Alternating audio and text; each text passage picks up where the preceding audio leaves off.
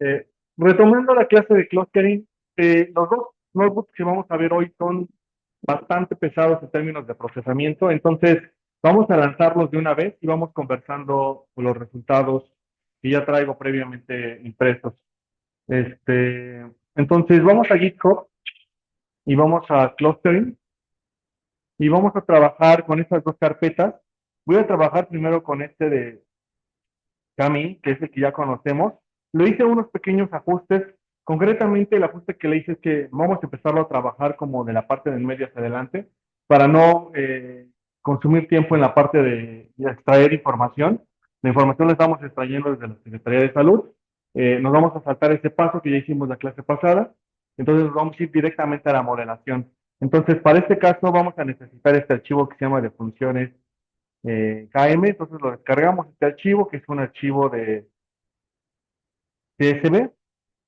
Eh, Vamos a ver. Ahí está. Ya una vez que lo descargamos, es un archivo bastante grande, son como 44 megas, entonces, eh, si quieren, ahora lo abrimos, ahora que estamos trabajando con esta información. Y el otro que vamos a trabajar es el notebook, eh, que lo vamos a conectar a Colab en este caso. Entonces vamos a Colab y lo voy a conectar este notebook. Bien, este notebook lo único que vamos a necesitar ahora es ejecutar las dependencias y de aquí nos vamos a saltar hasta la celda, ahora les digo, hasta la sección, déjenme ver, entonces vamos a ejecutar las dependencias, las opciones de Panda y vamos a colapsar las secciones, entonces esta de descarga de datos de momento no la vamos a analizar, tampoco vamos a analizar casos negativos tampoco. Vamos a ocultar casos confirmados. Casos sospechosos también ya lo analizamos. De funciones y las series también las vamos a ocultar ahorita. También. eh, Bien. Y esta también, esta gráfica también. Y hasta aquí, hasta algoritmos de agrupamiento. ¿Sí? Entonces, es una buena manera de trabajar con Colab, porque si ustedes definen secciones y subsecciones, pueden colapsarlas completamente con este icono que está aquí, ¿no? Entonces ustedes deciden colapsar o colapsar secciones completas para no tener que revisarlas. Bien, entonces aquí vamos a trabajar con, bueno, vamos a abrir esta porque aquí al último tenemos el importador de, aquí, no, aquí no está.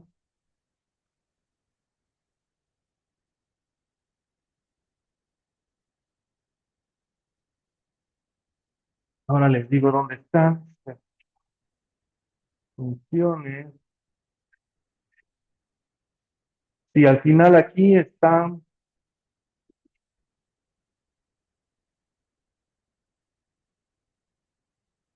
Vamos a ir hasta la sección que se llama leer tabla de funciones. Entonces vamos a colapsar también esta sección y vamos a ir hasta esta sección que se llama leer tabla de funciones. Hasta aquí es donde vamos a empezar. ¿Vale? Entonces vamos a cargar el archivo que acabamos de descargar. Este que se llama de funciones y lo vamos a cargar aquí en el sample data. Ok, en lo que se va cargando el archivo, ¿hasta aquí alguna duda? ¿Vamos bien? ¿Sí que fue claro hasta dónde tenemos que llegar? Ok. A partir de aquí, lo único que hay que hacer es leer la tabla de datos. Vamos a leer la tabla de datos y aquí ya está ya la tabla de datos. Entonces, lo que necesito que empiecen a trabajar es ejecutar estos códigos. Por favor, ejecútenlos. Y aquí, si quieren, ejecuten todos hacia abajo. Se van a tardar un rato y ahora lo vamos conversando poco a poco de qué se trata cada uno de estos. Se va a llevar un rato en procesar.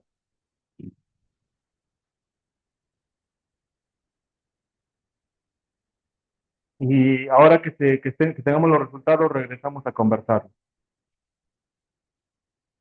Bien, entonces lo primero que estamos haciendo después de importar los datos, quiero utilizar una función que se llama pyplot.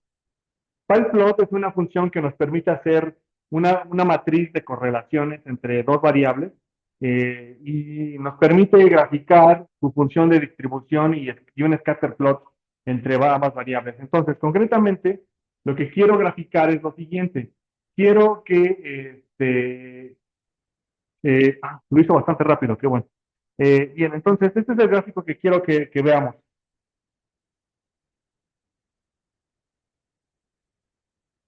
Lo que estoy graficando es en el eje de las Y, es la edad, cómo se correlaciona con cada una de las variables que son días de ingreso y días de defunción. Entonces, días de ingreso son la diferencia entre la fecha en que la persona falleció y los días que a partir de cuando ingresó a un hospital.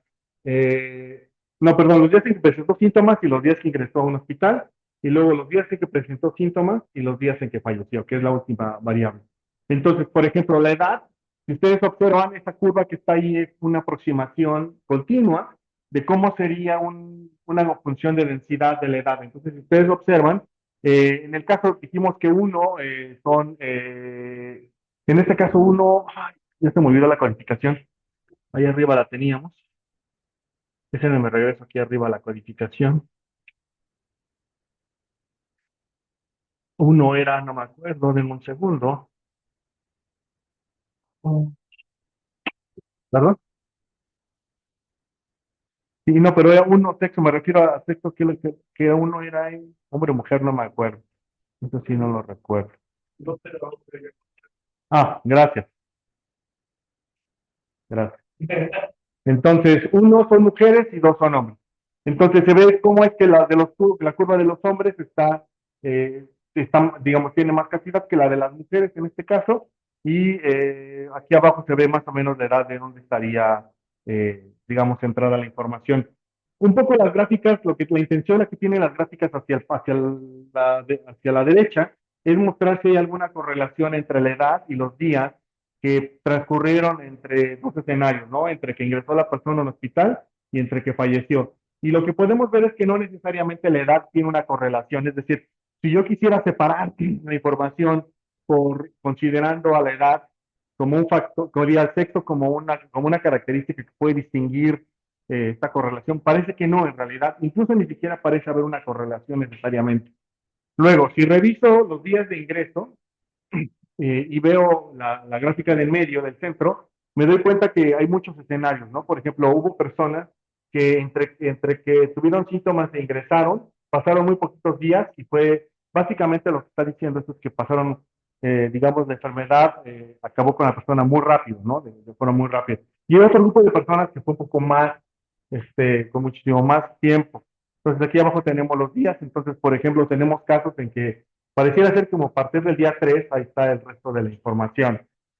También la correlación con, por ejemplo, la edad o los días entre que presentó síntomas y falleció tampoco está tan clara. Eh, y por último, los días de defunción, se ve que entre que presentó síntomas y falleció la persona, eh, son más, ¿cómo se llama? Presentan un comportamiento muchísimo más suave. ¿Ustedes tienen alguna o tendrían alguna explicación de por qué esta curva inferior con la curva del medio, por qué están tan diferentes?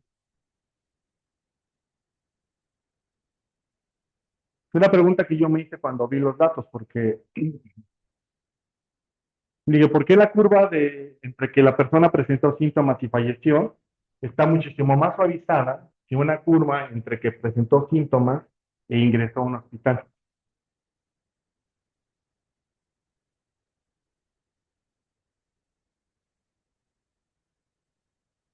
La única respuesta que yo me he hallado hasta este momento es que en realidad la persona entre que presentó síntomas y falleció es un proceso que parece ser que es estadísticamente modelable. Es decir, no fue una, ¿cómo decirlo? Pareciera ser que es un proceso normal o una trayectoria que sigue una enfermedad habitual, por eso está tan suave. Y en el caso de arriba, es una decisión humana, entre que presenta síntomas y decides ir al hospital. Está influenciada por diferentes factores. ¿Sí me explico? O sea, eso no es un proceso normal de una enfermedad, sino más bien, claramente hay una intervención humana que puede ser asociada a diferentes razones. La única explicación que yo he encontrado hasta este momento es que ahí se ve el tipo de información que las personas tenían o el tipo de información que las personas decidieron escuchar. Es decir, si acudían al hospital pronto o se tardaban mucho. Eso es un poco lo que está reflejando la curva del medio. Bien, luego, veamos otra gráfica. Ahora veamos, por ejemplo, hagamos las preguntas con las que iniciamos el análisis. Es decir, las enfermedades crónicas pueden estar correlacionadas con el fallecimiento y parece que no necesariamente, ¿no? Es decir, no parece que necesariamente se agrupe la información aquí ni acá, ¿no? En el caso de hipertensión.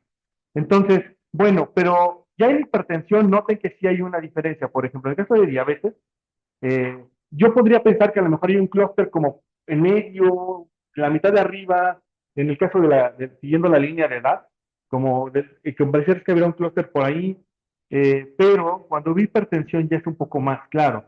En el caso de hipertensión sí se ve que a lo mejor la información se empieza a separar. Es decir, los de menor de 40 son un grupo y los de más de 40 son otro grupo, ¿sí? Y allá arriba, y aquí abajo también se ve más o menos. Se ve esta idea de que los de menos de 40 son un grupo y los de más de 40 son otro grupo. Pero bueno, estas son solamente aproximaciones que hacemos con una idea solamente digamos, contrastar dos variables. Pero en realidad la ventaja que tiene Clustering es que podemos introducir toda la información que conozcamos del fenómeno y tratar de ver si esa información que conocemos del fenómeno puede generar grupos que sean claramente separables entre ellos. Entonces, eso es lo que vamos a hacer ahora. Lo que voy a hacer ahora es, ah, vamos a definir las variables que me interesan, que son estas, y vamos a lanzar la función de Hamming. Déjenme ver por qué no funcionó. Uy,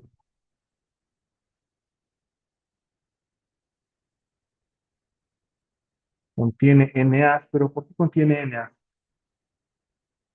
Tal vez no se ha cargado toda la información. Déjenme ver.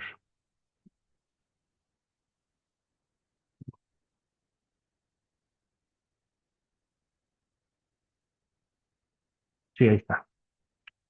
Es que no se había cargado todo mi archivo. Pues, bien, lo voy a hacer un poco más grande esto. Bien, entonces, ¿qué es lo que yo creo que puede explicar este fenómeno? Es la entidad de la unidad médica, es decir, vamos a ver si información como la unidad, dónde está ubicada la unidad médica, o sea, un poco lo que queremos descartar es si, por ejemplo, la probabilidad de que la persona falleciera o no puede estar asociada, más que la probabilidad, sino digamos como las condiciones de que la persona falleciera o no, están asociadas con dónde está ubicada la unidad médica. Eso quiere decir que si pensamos que tenemos un modelo centralista de salud, muy probablemente los estados que están en el centro tuvieran mejor éxito en a lo mejor salvar más vidas que los hospitales que están más en las zonas que están fuera de la Ciudad de México. Y hay varias razones, ¿no? Que probablemente los de mayor especialidad tenemos un modelo muy centralista en México, ¿no? De salud. Entonces, por ejemplo, los grandes centros nacionales de salud están aquí en la Ciudad de México. Y en los demás estados tenemos hospitales regionales. Eh, entonces, probablemente eso pudo haber hecho una diferencia. Entonces, por eso estoy agregando la entidad de dónde está la unidad médica, la entidad de residencia. Eso puede influir muchísimo, ¿no? Porque personas que están muy alejadas de la Ciudad de México a lo mejor no pudieron venir hasta la Ciudad de México, ¿no? Entonces, y sí pasó mucho, ¿no? De hecho, vimos en las estadísticas que la Ciudad de México tenía el 14, las unidades médicas de la Ciudad de México tenían como el 14% de las personas pero solamente 11% eran residentes, ¿no? Entonces, y el resto era Estado de México. Entonces, claramente había como una transición entre personas que estaban en el Estado de México que decidieron venir a la Ciudad de México a atenderse. El sexo puede ser una diferencia, puede ser algo que separe la información, la edad, a lo mejor alguna condición como ser indígena. ¿Por qué? Porque a lo mejor la comunicación puede limitar la manera en que pudo haber sido atendida la persona. Enfermedades crónicas como diabetes, EPOC, asma, hasta hipertensión y otras condiciones. ¿Qué más? Condición como obesidad, tabaquismo y bueno, y los días que transcurrieron, ¿no? Como factores que pueden explicar que la persona falleciera. Entonces, eso es lo que voy a denominar como X. Entonces, estamos en un análisis no supervisado. Entonces, no tenemos información etiquetada, lo que vamos a hacer es generar esas etiquetas. ¿Vale? Ahora, ¿cómo lo voy a hacer? Lo voy a hacer con una función que se llama Cami, que está aquí. Entonces, con Cami, lo vamos a hacer lo siguiente. Entonces, es Cami y necesita únicamente que le digamos nosotros cuántos clusters queramos. Entonces, esta es un poco una técnica un tanto arbitraria porque ustedes van a decidir cuántos clusters asumen que puede tener su información. Ahorita les muestro una forma más, digamos, más formal para decidir ese número de clusters. Pero ustedes pueden decidir, bueno, a lo mejor hay 3 grupos, a lo mejor hay 4, no importa, bueno. Entonces definamos el número de grupos y luego le voy a decir sí, es decir, ajusta el modelo y quiero que en este caso utilice la matriz X como información y lo único que le estoy poniendo aquí es drop, ID registro, porque esa no es una variable que voy a utilizar para definir la información, para separar la información. Es simplemente un ID de registro que no quiero que considere, simplemente para poder relacionar la información con la tabla original, ¿no? Por si luego quisiera regresar a la tabla original, identificar, por ejemplo, a qué dataset corresponde, de qué año, a lo mejor necesito ese ID de registro, por eso lo tengo ahí, pero en estricto sentido no lo necesito, por eso le digo borra, borra esa columna y calcula una función que se llama inercia. La inercia es un valor numérico que nos va a permitir cuantificar digamos, es como cuánto error se está generando por tener tres clústeres. Entonces, la inercia es una métrica que podemos utilizar para comparar. Entonces, podemos generar diferentes escenarios de diferentes niveles de clústeres. Por ejemplo, podemos generar 2, 3, 4, 5, 10 clústeres y comparar toda la información entre ellos. Y decidir, por ejemplo, el que genera la menor inercia es una buena decisión. O, como lo voy a mostrar a continuación, utilizar una técnica que se le conoce como la técnica de Coro para identificar cuántos clústeres son los que necesitas identificar. Entonces, bien, ¿qué es lo que voy a hacer aquí?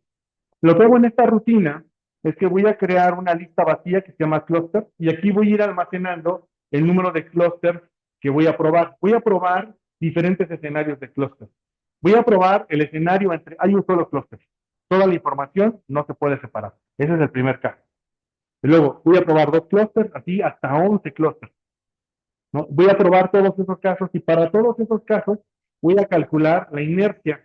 Esto que está aquí, esta función Km calcula la inercia y voy a ir guardando la inercia justamente en esta variable que se llama cluster, en esta lista que está vacía. Ya una vez que está la lista vacía, voy a graficar la información. ¿Qué es lo que voy a graficar? Voy a graficar en el eje de las X la información de cuántos clusters hay y la inercia y voy a ver cómo se forma esta curva. Y van a ver que esta curva que se forma se ve de esta manera. Entonces es un lado más pequeño. Y esta es la curva que se le conoce como la búsqueda del codo. Entonces, aquí tenemos la inercia y aquí tenemos el número de clústeres. ¿Qué es lo que nos dice la gráfica? Nos dice que, por ejemplo, para un clúster la inercia es la más alta, es lo esperado. Cuando se ponen 2 clústeres, la inercia baja hasta este nivel y así hasta 3, 4, 5, 10 clústeres. ¿Sí? Entonces, ¿cuál es la que decidiríamos? ¿Cómo decidiríamos cuál es el número óptimo de clústeres que ocuparíamos? ¿Qué es lo que su intuición les dice? ¿Cuál debería ser el número?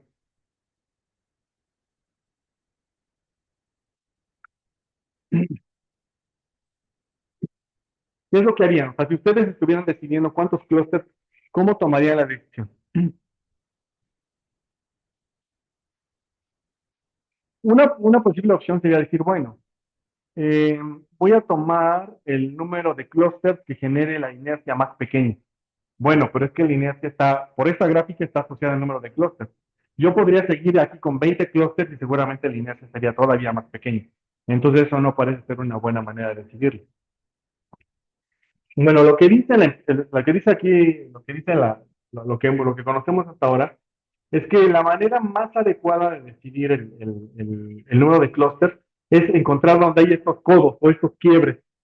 Es decir, por qué se le dice codo? Porque es justamente el cambio de la tendencia de la inercia. Es decir, aquí si ustedes observan, hasta antes de la primera flecha azul que marqué, que la inercia parecía venir a la baja, pasó de 1 a 2 muy rápido, y luego a partir de 2 a 3, la inercia cambió de tendencia, pero se suavizó, con una tendencia muchísimo menos acelerada. Y luego, digamos, en 3, volvió a cambiar de tendencia.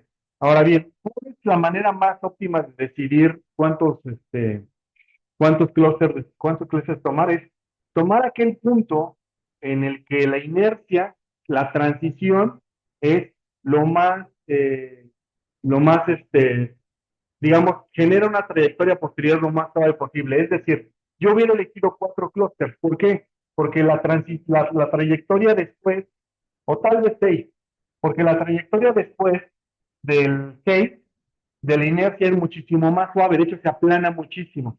Entonces pareciera ser que el verdadero cambio o el verdadero quiebre de la inercia ocurre cuando hago 6. Es decir, hasta antes de 6, el agrupamiento de, digamos, la inercia parece ser que genera cambios más abruptos. Entonces, una manera de decidirlo es esa: encuentren los puntos de codo o de forma de codo y vean si la transición que hace es que posterior a ese codo resulta ser que la inercia se vuelve muchísimo más suave, el cambio de inercia se vuelve más suave. Entonces, así pueden decidir cuántos clústeres utilizar. Aquí abajo puse varios escenarios de cómo se verían los clústeres que decidieran ustedes. Por ejemplo, si decidiéramos 2 clústeres, cuánta inercia se generaría, y vamos a ver cómo se ve la gráfica generando 2 clústeres. Entonces, lo que voy a hacer es esto: calculo 2 clústeres, calculo la inercia, y luego genero los labels o las etiquetas y las guardo en la matriz X, y luego voy a graficar otra vez un scatter plot entre edad y días que transcurrieron entre la que la persona presentó síntomas y falleció, y quiero que me ponga los labels. Entonces son 2 clústeres y vamos a ver si la información se separa. Y sí, resulta ser que sí hay una separación. Es decir, de acuerdo a toda la información que le pasamos, se generan 2 clústeres. Es un escenario, son 2 clústeres. Es, las personas de menos de 60 años tienen un comportamiento distinto de las personas de más de 60 años, de acuerdo a sus condiciones, ¿no? Que son las condiciones que nosotros introducimos, ¿no? Edad, sexo, condición étnica y otras condiciones de salud predefinidas como enfermedades crónicas, ¿no? Ese es un posible escenario. Ahora, si puedo decidir también elegir 3 clústeres, porque también era posible. Según mi curva aquí de codo, 2 era posible, pero también 3, ¿no? Entonces vamos a ver 3. Y de una vez voy a generar el de 6 para que en lo que termina la máquina. Entonces, con tres clústeres, veamos cómo se particiona la información. Con 3 clústeres, la información, lo único que puedo percibir es que en realidad el grupo de menos de 60 años es un grupo muy homogéneo. Eso es lo que me está diciendo esta separación. Es decir, ahí ya no puedo separar más. En donde en realidad está separando la información son en los adultos mayores. Es decir, que puede ser que a lo mejor ahí sí hay otras condiciones que nos pueden ayudar a explicar por qué solamente el grupo de adultos mayores se sigue separando cuando estoy abriendo con clústeres. Ahora probemos el de 6, que es un escenario ah, muchísimo más amplio, y que a lo mejor sería más difícil explicarlo, pero vamos a ver qué tipo de clúster nos genera. Entonces, este es un escenario de 6. Bien, entonces aquí ya se pone más interesante la cosa, porque resulta ser que en efecto, regresamos a la primera hipótesis que hemos planteado, que parece ser que los 40 fueron un separador de información. O sea, los que son menos de 40 son personas que ciertamente fallecieron, pero son un grupo muy homogéneo. Entonces puede deberse a alguna condición distinta que, por la que fallecieron. Pero los que son más de 60 se separan en varios grupos. Entonces habría que preguntarse por qué, por ejemplo, personas de más de 60 años les tomó más de 20 días, digamos, entre que enfermaron y fallecieron. Y luego hay otro grupo de menos de 20 días. Y esos de menos de 20 días todavía se separan en más grupos. ¿Sí? Entonces, digamos, aquí habría que preguntarse por qué eso se está separando.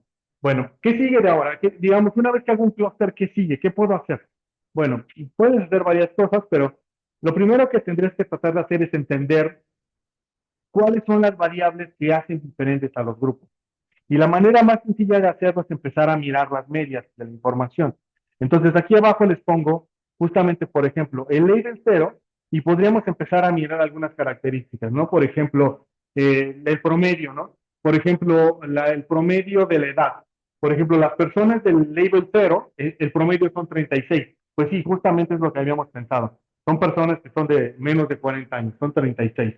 ¿Qué otra cosa podemos tratar de mirar? Vamos a ver cómo se ve, por ejemplo, bueno, son 1.76, quiere decir que son 66% son hombres, ¿no? Porque si uno es hombre y dos es mujer, entonces quiere decir que son 66% hombres y 44% mujeres.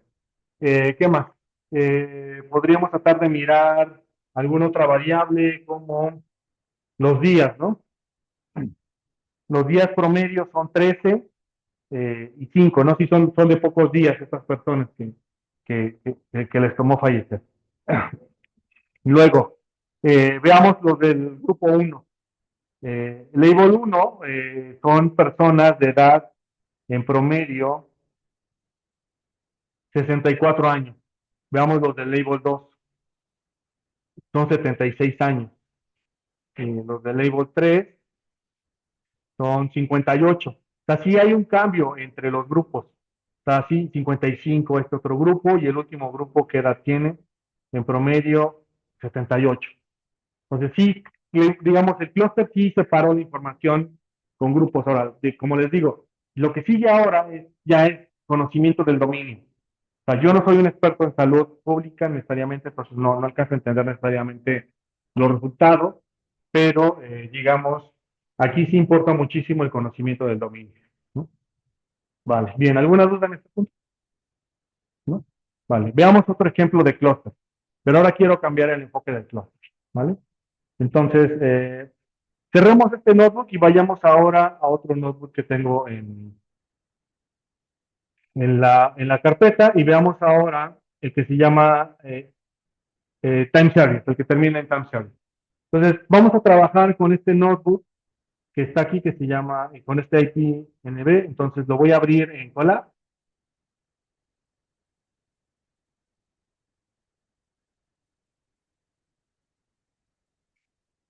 Y voy a necesitar una tabla de datos que está aquí. Y la tabla de datos que necesito es la que se llama datos PML.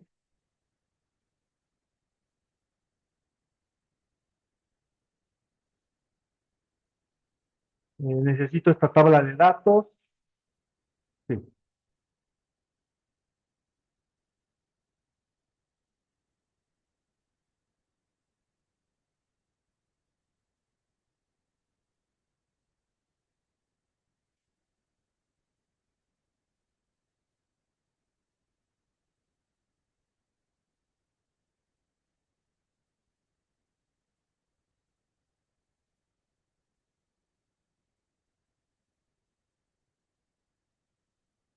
Entonces necesitamos esta tabla de datos y voy a necesitar también este que se llama catálogo de nodos. Ahora lo converso de que es este catálogo de nodos. También esto que lo descarguen, por favor. Y aquí en Colab vamos a subir únicamente el que se llama eh, datos PML.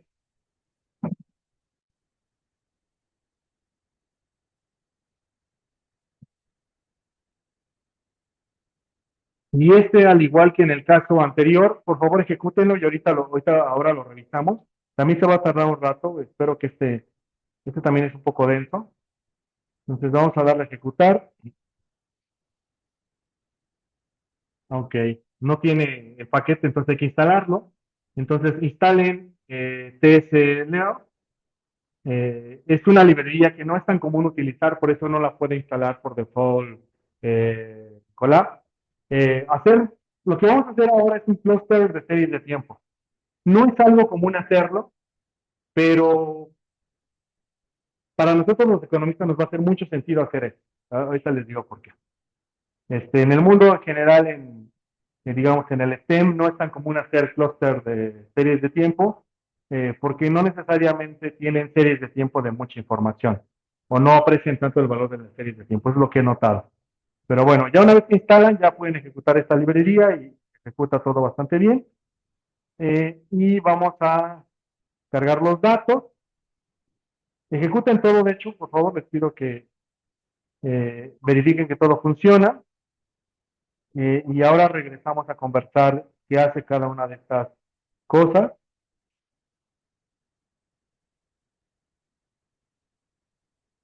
Sí se debería tardar un rato porque sí está dentro del cálculo del modelo que hace.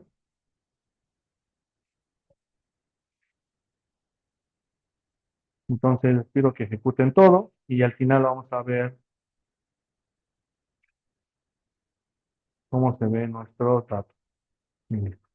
Vale, ahora sí.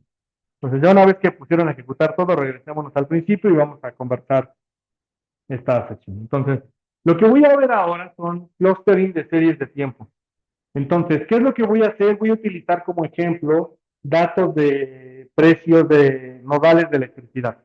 Entonces, un pequeño espacio de conocimiento de nuestro pequeño espacio de brevario cultural. Bien, el país, México, digamos, si uno lo mirara como un mapa, entonces, perdón por mi mapa, pero bueno, yo no soy muy bueno dibujando, pero creo que esto es un buen mapa de México. Entonces, si ustedes miran a México, van a notar que está particionado por puntos nodales y esos puntos nodales son puntos que tienen que ver con la red eléctrica del país. Entonces, por ejemplo, en México tiene dos sistemas nacionales integrados de electricidad. Uno que es este que está aquí, que está aquí en las Baja California.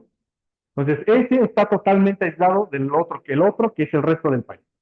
Entonces, si un día hay un apagón ahí en la península, no nos pasa nada al resto del país, pero resulta ser que si un día hay un apagón en cualquier parte del país, de lo que resta, pues ya fue. Pues de hecho, ya ha pasado, ¿no? De hecho, nos ha pasado mucho este sexenio. Bien. Entonces, ahora, resulta ser que las empresas, en 2013, con la reforma eléctrica que implementó en ese momento el gobierno federal, decidió segmentar el país en diferentes subregiones y a su vez en diferentes nodos, donde cada una de las empresas generadoras entrega su electricidad. Entonces, por ejemplo, si ustedes, imagínense que son dueños de una central eléctrica, ustedes entregan su electricidad en un nodo que les fue asignado. En este nodo no solo ustedes entregan electricidad, sino entregan tal vez otras empresas. Entonces, digamos que el país tiene un montón de nodos, creo que son 14,000 nodos, si no mal recuerdo. Entonces, tiene todos estos nodos, no, 1,400, perdón, 1,400 nodos. Todos estos son nodos donde las empresas pueden entregar electricidad. En cada uno de esos nodos, diferentes empresas entregan electricidad o una sola empresa puede entregar electricidad. Digamos, en México hay una cosa que se llama CENACE, que es el Centro Nacional de Control de Energía. El CENACE lo que hace es que es ¿se acuerdan de esa cosa que les dijeron en macro que se llamaba el subastador balraciano? Ese amigo que vaciaba los mercados. ¿Sí lo recuerdan o no? Bueno, pues eso es el CENACE. El SENACE es ese amigo que toma toda la demanda y toda la oferta de electricidad en cada momento del tiempo y decide cuál es el precio óptimo que va a ofrecer para comprar electricidad, dada la demanda que tiene. La demanda tiene que ser igual a la oferta en todo momento en electricidad. No puede ser de otra manera. ¿Sí? Si hay digamos, hay un desbalance, sobre todo de menos oferta que demanda, entonces es cuando vienen los apagones. Entonces, el sistema eléctrico es un sistema altamente sensible en términos físicos, no puede haber desbalance. Entonces, el SENACE, digamos, todos los días planea su precio para el día siguiente. Entonces, digamos que hoy dice cuál es el precio que va a pagar en cada uno de esos nodos al siguiente día, en cada momento del tiempo. Entonces, por ejemplo, a las 12 de la noche de mañana va a pagar, digamos, 1400 el megawatt en algún nodo. Pero a la 1 de la mañana lo va a bajar porque la demanda baja, entonces ya paga 1200 en ese mismo nodo. Y así sucesivamente hasta las 7 de la mañana que vuelve a subir la demanda y a lo mejor ya paga 1800, ¿no? Por eso. Entonces, todas esas decisiones las toma el SENACE. Entonces, cada uno de esos puntos tiene un precio distinto. Entonces, todas las empresas deciden en qué momento ofertan su electricidad. Entonces, todos esos precios a los que nuestro subastador acordó con cada uno de los oferentes la entrega de electricidad, los tenemos en una tabla de datos. ¿Sí? Eso es lo que vamos a utilizar. ¿Vale? En este curso no, pero tengo por ahí, luego les paso tengo en algún momento he dado la clase de cómo conectar una de estas cosas para que descargue toda la información en tiempo real del SENACE. Sí es una lata, entonces por eso no lo hice para esta clase, y por eso les di la tabla de datos ya previamente procesada, pero sí se puede conectar esto para que lo puedan ustedes extraer en tiempo real. Entonces, digamos, lo que voy a tener es esto. De cada uno de los nodos voy a tener una serie de tiempo del precio de cada uno de los nodos. Entonces, pero la serie de tiempo oscila, digamos, ¿cuál es la unidad de tiempo? O el delta, son horas, ¿no? Entonces, voy a tener todo un año de información, y en cada hora de ese año voy a tener un precio distinto para cada uno de los nodos. Lo que quiero ver es si las series de tiempo del precio de la electricidad generan clústeres. Vamos a ver qué significa eso. ¿Listo? ¿Aquí alguna duda? ¿Aquí alguna duda con este pequeño brevario cultural? ¿No? Va.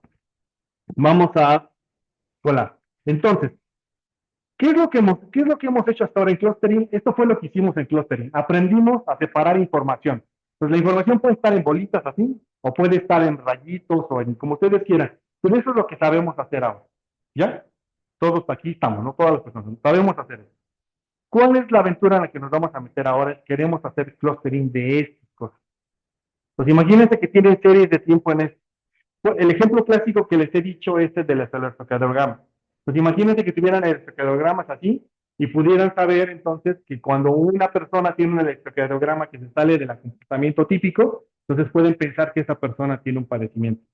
Pero necesitan mucha información de personas con esos padecimientos para saber que en efecto esa desviación está correlacionada con la enfermedad y no solo fue un caso atípico, ¿no? Entonces, nosotros sí tenemos tenemos información de los precios, tenemos muchos nodos donde tendremos su variación, digamos, su serie, su trayectoria de precios. Entonces, qué es lo que voy a utilizar? Una agrupación de series de tiempo. Eh, Estas son las bibliotecas que voy a necesitar. Esta se ve muchísimo más engorroso porque solamente para esta clase me permití ponerles un montón de opciones para los gráficos. Todas estas opciones que están aquí son para los gráficos. Entonces, si quieren, lo pueden omitir, no pasa nada. Simplemente son todo lo que pueden hacer con gráficos. Por ejemplo, configurar el tipo, el estilo, es un ggplot. La familia es un sans serif, puede ser otra familia. Puede ser una Verdana, puede ser un Times New Roman, lo que ustedes quieran. Pueden utilizar qué tipo de fonts. Por ejemplo, es un Ubuntu, que es básicamente como lo que le gusta a la gente que hace Linux. Les gusta ese font. Y el tamaño de los ejes, todo esto lo pueden configurar ahí. Entonces, eso simplemente es esta cosa, no es otra cosa. Y los colores aquí los definí, voy a utilizar un color naranja, azul. Esos son los colores que voy a utilizar por default. Ya una vez que definí colores y puse las opciones de pandas, entonces voy a leer los datos. Entonces, leo los datos que se llaman, de mi tabla que se llama datos PML. ¿Por qué se llaman datos PML? Porque es la abreviación de datos, precio marginal local. ¿Sí? Eso es lo que significa esto. Entonces, local quiere decir al nodo en específico. Marginal quiere decir que es porque es por unidad adicional. Entonces, el SENACE decide cuánto paga por unidad adicional de megawatt, eso es lo que significa. Por eso es precio marginal local, ¿vale? Y el white es nada más porque cómo está la tabla de datos. Ahorita se las muestro. Bien, entonces, voy a tomar del dataset que estoy importando, voy a tomar la hora y simplemente lo voy a volver. Lo que pasa es que El SENACE, las 12 de la noche no la pone como cero, sino la pone como uno, porque dice es el pago para la primera hora del día. Entonces yo por eso le resté menos uno, para que a nosotros la hora, la cero sea la medianoche, ¿no? Solo por eso, es una cosa, porque si no nos aparecería como 25 horas, ¿no? Entonces, no, 24 horas, cuando no tiene el día, no tiene 24 horas, sino es cero, uno, 2, 3 hasta 23, ¿no? Luego, el periodo lo voy a volver o lo convierto en una variable de tiempo para que se pueda graficar en orden la información y listo. Y ya, esta es la información que tengo aquí, ¿no? Y entonces esto lo ejecuto y ustedes lo van a ver que una vez que lo importo, bueno, de hecho yo no lo debería ejecutar porque va a tardar más. Pequeño error de mi parte. Sí. Bueno, aquí está la información. Aquí ya se ejecutó. Es que sigue ejecutándose. Si ustedes se dan cuenta, no ha terminado. Abajo sigue ejecutando. Entonces aquí tengo la información. La información se ve así. Tengo fecha y hora. Entonces, por ejemplo, cada uno de los que está aquí arriba son nodos. Entonces, por ejemplo, tomen el que ustedes quieran, ¿no? Cualquiera de ellos. Por ejemplo, voy a tomar este que está aquí. Lo voy a copiar y me voy a ir a la tabla que acabo de descargar que se llama catálogo de nodos. Y hablan. Y busquen ese nodo. Denle command F y busquen ese nodo. Y ahí está. Ese nodo, según esto, está ubicado aquí está, ese nodo está ubicado en la zona norte, el centro de control es norte, en Juárez, en el aeropuerto, y está, digamos, el método que está siguiendo es indirectamente modelado, porque seguramente como está en el aeropuerto, por eso es. De hecho, este nodo seguramente debe de ser un nodo porque está en el aeropuerto, debe ser este de paneles solares. O sea, debe de tener un techo de paneles solares y la energía que le sobra al aeropuerto la ingresa al sistema. Seguramente, por eso está bajo la categoría de indirectamente modelada. Y tiene un montón de cosas más, ¿no? Tiene otra información administrativa. De hecho, entre los nodos que tengo ahí también están incluidos los nodos estos de las famosas centrales que el gobierno compró y Iberdrola, que no compró, que luego les contaré la historia de por qué no compró. Pero bueno, listo. ¿Aquí alguna duda con eso? ¿Con la información? Va, buenísimo. Bien, entonces, aquí tenemos la información ya. Entonces, todos estos son precios por megawatt. Entonces, noten que si hay una diferencia. Por ejemplo, en este nodo se paga a las 19 horas, se pagó 486 pesos el 31 de enero del 2024. ¿Sí? Ese es el precio que se pagó. Pero hay otros nodos, como por ejemplo, déjenme ver si por aquí podemos observar algún otro. Vamos a ver aquí algún otro que se vea bastante extraño. Miren, noten este nodo. Este nodo tiene un precio de 353. Es muy bajo si ustedes lo observan para el resto de nodos que está al revés. Está alrededor, perdón. Vamos a ver quién es este nodo. ¿Por qué es tan barato? Y este nodo es barato porque está en Wasabi. Y vamos a ver que aparece aquí la tecnología. Está en los mochis, no, que no sé qué tecnología sea esta. Hubiera sido interesante saber qué tipo de tecnología es para saber si estaba asociado con la tecnología. Lo que sí podemos saber es que muchos de estos nodos están asociados con regiones. Por ejemplo, ustedes ahora lo vamos a ver, es que hay ciertas regiones donde los precios cambian significativamente a lo largo del año. ¿Qué casos son esos? Por ejemplo, la península. Durante el verano y la primavera el calor es la muerte. Entonces, todo lo que son sistemas de aire acondicionado consumen muchísima electricidad y los precios se van altísimos, ¿no? Entonces, eso es solamente una temporada del año. Y otra, las regiones norte, en temporadas invernales, donde los precios son muy estables, en el centro del país, ¿no? Es donde son más estables. Entonces, dada esa diversidad de precios que podemos ver, entonces vamos a ver si eso se captura en una modelación. Entonces, vamos aquí abajo y entonces tenemos todos los nodos que tengo aquí, ¿no? Estos son todos los nodos que tengo en la tabla, no tengo todos, tengo una extracción nada más. Eso sí se los quiero decir, no tengo todos los nodos del país. no los descargué, sí sería una aventura titánica descargar todos. Luego, vamos a graficar cómo se ven. Voy a graficar, digamos, voy a seleccionar arbitrariamente de cada uno de los nodos, voy a seleccionar cuatro, cinco, perdón. Entonces, de la lista de nodos voy a tomar el que está en la primera posición, en la segunda, tercera, así hasta la cuarta posición, arbitrariamente. Ustedes pueden cambiar estos números si quieren. No pueden ponerle aquí 10, 100, 200, 300, 500, lo que ustedes quieran. Yo tomé arbitrariamente 5 nodos, solamente para hacer una gráfica. Y esa es la gráfica que tengo. Entonces, ¿por qué tomé esos nodos?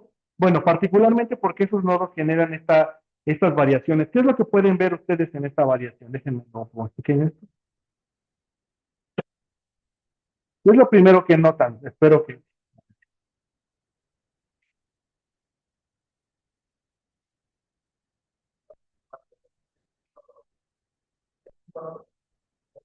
más o menos por acá dice.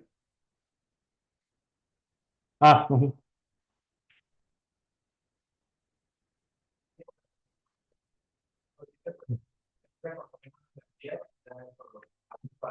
Sí, por región. Sí, de hecho, por ejemplo, la curva azul siempre está por debajo, ¿no? Es un nodo que particularmente siempre es más barato que el resto de nodos. Y el amarillo es más caro siempre, ¿no? Vamos a ver entonces, pues ya tenemos una primera idea de que a lo mejor en realidad sí hay estas diferencias regionales, ¿no? Entonces, eso es lo que, vamos, es una hipótesis, ¿no? Veamos si es cierto.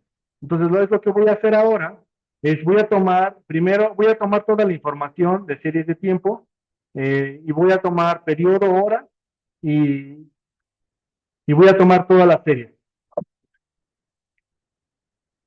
Luego, voy a tomar una técnica que es un camín, sigue siendo un camín, pero aplicarlo a series de tiempo. Y voy a imponerle dos clusters, solamente de forma arbitraria, igual que en el otro caso. Ahora, voy a tomar una distancia, una métrica de distancia que es esta, que es la de este W. No me acuerdo qué significa ahorita, se los debo, perdón, mil disculpas. Pero pueden ocupar diferentes. Pueden ocupar una distancia euclidiana, pueden ocupar una softmax, y si no le ponen ustedes la métrica, por default va a ser euclidiana. Esta no me acuerdo qué es, se me olvidó, se los debo. Y el número máximo de iteraciones quiero que haga 10. Entonces, es un algoritmo iterativo. Lo que hace es que selecciona arbitrariamente dos nodos y empieza a iterar, hace una iteración y ve cuántos están cerca. Luego, vuelve a repetirlo y yo lo estoy poniendo 10. Si ustedes quisieran ser más precisos, tal vez le pondrían aquí 100, 200, ¿no? Que itere muchas veces hasta que esté bien seguro el algoritmo de que solamente hay dos nodos. Bueno, dos clusters. Eso es una forma arbitraria. Entonces aquí está, lo logró y dice, bueno, aquí está la información y aquí abajo está la inercia y la inercia que se generó es este valor. De hecho, está todavía trabajando. Bueno, en lo que termina, yo la gráfica ya la tengo previamente cargada aquí arriba. Entonces, digamos que la gráfica que va a generarnos es esta.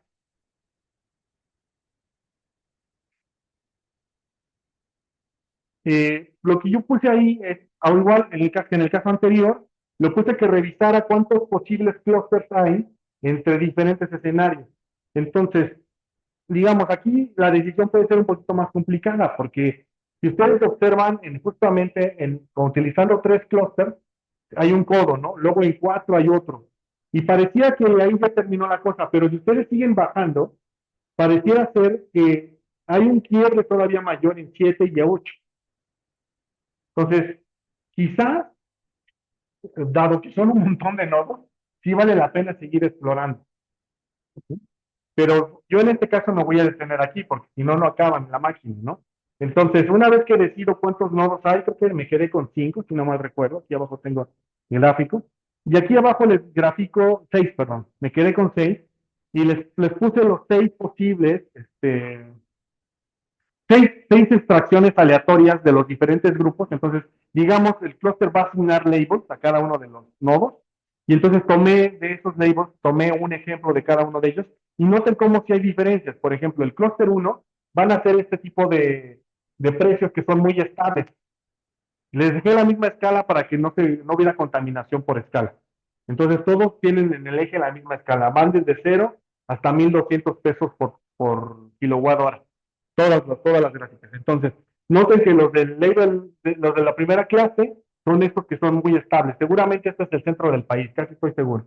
Luego, los de la clase uno tienen incrementos de precios aquí y en este punto. Habría que ver qué fechas son esas. Los del clúster 2 son algo parecidos, pero tienen un comportamiento más suave en algunas regiones. Digamos, los más interesantes son este de acá, los rojos, porque claramente aquí tienen puntos abruptos y estos, si se dan cuenta, son como saltos esporádicos. Seguramente debe de ser una región que es altamente propensa a ser inestable climáticamente. Habría que ver qué regiones, eso sí, no lo recuerdo, que es interesante, creo, me parece. ¿Sí? Vamos a ver si ya terminó esto. Este, no terminó. Bien, eso es lo que quería ver de clúster. No sé si tengan alguna duda, comentario. Muy bien. Pues bueno, creo que eso es lo que quería ver hoy. No sé, voy a detener la grabación.